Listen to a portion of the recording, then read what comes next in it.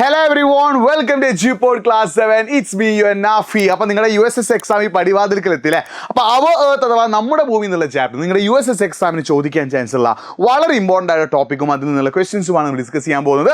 Welcome to G-Pod Class 7. അപ്പോൾ ഈ ഒരു വീഡിയോ പരമാവധി നിങ്ങളുടെ ഫ്രണ്ട്സിലേക്ക് ആരൊക്കെയാണ് നിങ്ങളുടെ ക്ലാസ്സിൽ USS എഴുതുന്നത് അവർക്കൊക്കെ എന്ത് ചെയ്യുക, ഈ ലിങ്ക് ഒന്ന് അയച്ചു കൊടുക്കുക. മാക്സിമം ഫ്രണ്ട്സിനോട് എന്ത് ചെയ്യാൻ പറയുക, നമ്മുടെ USSൻ്റെ വീഡിയോ കാണാനായിട്ട് മാക്സിമം ഫ്രണ്ട്സിലേക്ക് ലിങ്ക് ഒന്ന് എത്തിച്ചു കൊടുക്കുക കേട്ടോ. അതേപോലെ ഞാൻ 2-3 ചോദ്യങ്ങൾ ചോദിച്ചു, നിങ്ങൾ നിങ്ങളുടെ കറക്റ്റ് ആൻസർ ഒന്ന് കമൻറ്റ് ബോക്സ് ടൈപ്പ് ചെയ്യും. ചോദ്യം നമ്പർ 1, നിങ്ങൾ USS എക്സാമിന് പഠിച്ചു തുടങ്ങിയോ?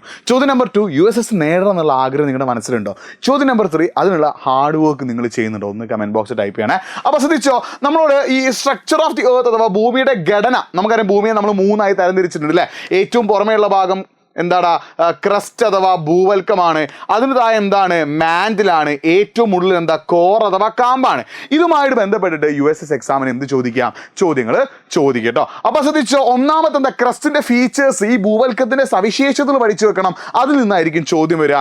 എന്താടാ, ഏറ്റവും പുറമേയുള്ള അത് outer most layer of the earth ആണല്ലേ, ഭൂമിയുടെ ഏറ്റവും പുറമേയുള്ള പാളിയാണ് എന്ത്, ക്രസ്റ്റ് അഥവാ ഭൂവൽക്കം എന്ന് പറഞ്ഞാൽ.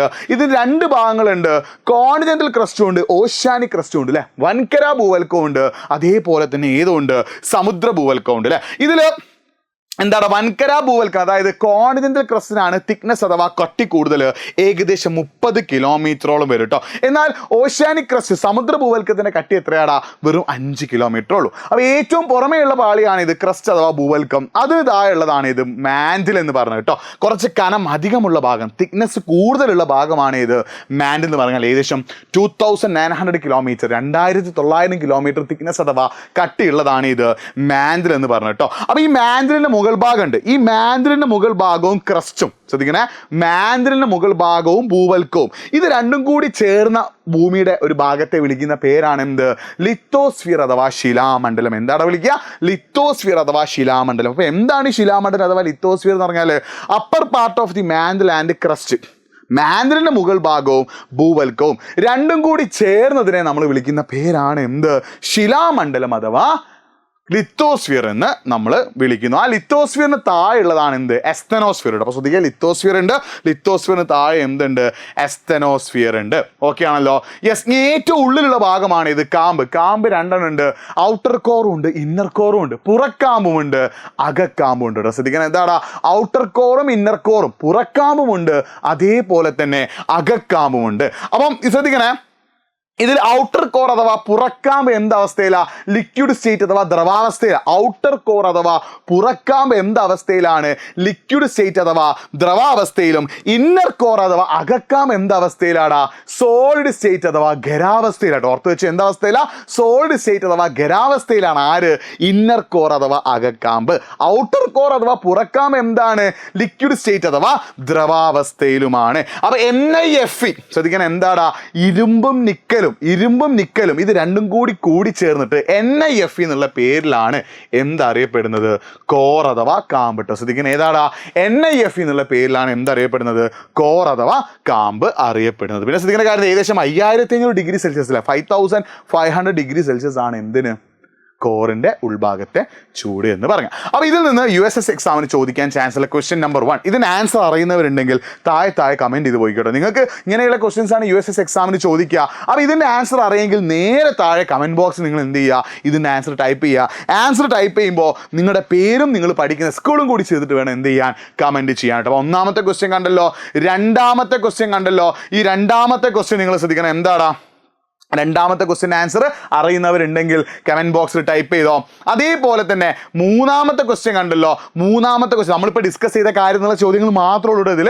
മൂന്നാമത്തെ ക്വസ്റ്റ്യൻ, ഇതിന് ആൻസർ അറിയുന്നവരുണ്ടെങ്കിൽ കമന്റ് ബോക്സിൽ എന്ത് ചെയ്യുക, ടൈപ്പ് ചെയ്യട്ടോ. ഇനി നാലാമത്തെ ക്വസ്റ്റ്യൻ ശ്രദ്ധിക്കണേ, നാലാമത്തെ ക്വസ്റ്റ്യൻ കണ്ടല്ലോ, ഇതിൻ്റെ ആൻസർ അറിയുന്നവരുണ്ടെങ്കിൽ കമന്റ് ബോക്സിൽ ടൈപ്പ് ചെയ്തട്ടോ. ഇനി അഞ്ചാമത്തെ ക്വസ്റ്റ്യൻ ഇട്ടോ, അഞ്ചാമത്തെ ക്വസ്റ്റ്യൻ ഇതാ, ഇതിൻ്റെ ആൻസർ അറിയുന്നവരുണ്ടെങ്കിൽ ആൻസർ ഒന്ന് കമന്റ് ബോക്സിൽ എന്ത് ചെയ്തോ, ടൈപ്പ് ചെയ്തട്ടോ. പിന്നെ ആറാമത്തെ ക്വസ്റ്റ്യൻ കണ്ടോ, ആറാമത്തെ ക്വസ്റ്റ്യൻ നമ്പർ 6 ലിത്തോസ്ഫിയറുമായിട്ട് ബന്ധപ്പെട്ടതാ, ശിലാമണ്ഡലവുമായിട്ട് ബന്ധപ്പെട്ടാട്ടോ. ഇതിന് ആൻസർ അറിയുന്നവരുണ്ടെങ്കിൽ അവരും എന്ത് ചെയ്തോ, കമന്റ് ബോക്സിൽ ടൈപ്പ് ചെയ്തിട്ടോ. ഇനി ഏഴാമത്തെ ക്വസ്റ്റ്യൻ, ഇതൊക്കെ നമ്മൾ ഈ ടോപ്പിക്കിൽ ഡിസ്കസ് ചെയ്ത ക്വസ്റ്റ്യൻ ആണ്. അപ്പോൾ ഇതിന് ആൻസർ നിങ്ങൾ ടൈപ്പ് ചെയ്യുമ്പോൾ നിങ്ങൾക്ക് ശരിയാണെന്ന് ഉറപ്പായിരിക്കും, കാരണം നിങ്ങൾ പഠിച്ച കുട്ടികളാണല്ലേ. അപ്പോൾ ഇതിന് ആൻസർ എന്ത് ചെയ്തോ, കമന്റ് ബോക്സിൽ ഒന്ന് ടൈപ്പ് ചെയ്തോ. ഓക്കെ ആണല്ലോ. ഈ എട്ടാമത്തെ ക്വസ്റ്റ്യൻ കണ്ടോ, 8. ഈ 8 ക്വസ്റ്റ്യൻ നമ്പർ 8 ഇതിന് ആൻസർ അറിയുന്നുണ്ടെങ്കിൽ കമന്റ് ബോക്സ് ടൈപ്പ് ചെയ്തോ. ഇനി 9ാമത്തെ ക്വസ്റ്റ്യൻ.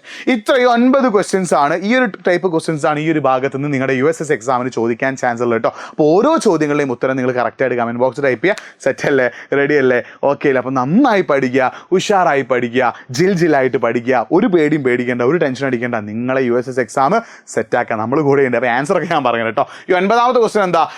ഡെപ്ത് ഓഫ് ദി മാൻഡിലില്ലേ, മാൻഡിലിൻ്റെ ഒരു എത്ര ആഴം എന്നല്ല, 2900 കിലോമീറ്റർ ആണുള്ളത് കേട്ടോ. അടുത്തത് സോളിഡ് പാർട്ട് ഓഫ് എർത്ത് അല്ലെ, ഭൂമിയുടെ കാമ്പിലെ ഖരഭാഗത്തെ വിളിക്കുന്ന പേരെന്താ?